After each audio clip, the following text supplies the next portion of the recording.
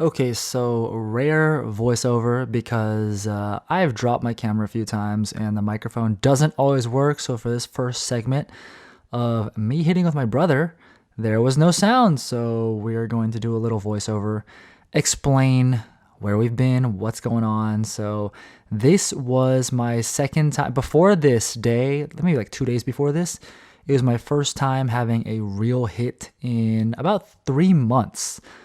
Just been really busy with work.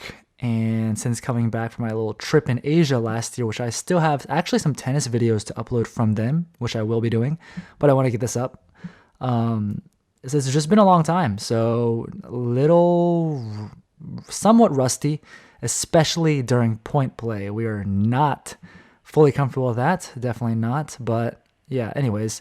So I'm back in Dallas at the moment, and when I'm here at home, then I'll play with my brother sometimes. He's been playing, I think, somewhat, maybe like once a week or something like that, but not like, not spamming playing multiple times a week or anything that I'm aware of. Back in the day when we were high schoolers, both of us played USTA, and he got up to a champ level. I would say from my tennis coaching experience that his UTR nowadays, back at his peak, was somewhere between 5 and 7. Yeah, it's kind of a range, but obviously you have like a range you play in as well, right? So I'd say he's about there. I don't know exactly what I would say he is now. Maybe around a 5 or something like that. I don't know. But anyways, basically we're just hitting around sometimes, and I try to, when we're hitting, I'm not hitting full power, and it's more just constructing so that way he can get practice. One, for consistency purposes, and anybody, by the way, if you're practicing with somebody that's not your level quite, you can always be, in a way, be working on something. For example, controlling the point, not going for power, but really building the point and moving the ball around, and just seeing how you can mess with the other person's core positioning. So anyways, I'm by the way, I'm definitely just talking to try to fill up this whole first segment. So yeah, anyways.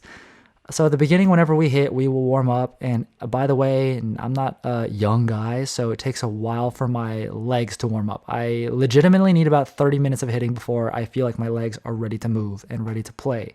And that's a huge part of tennis. If your legs are not ready to move, you cannot really play at your peak, obviously.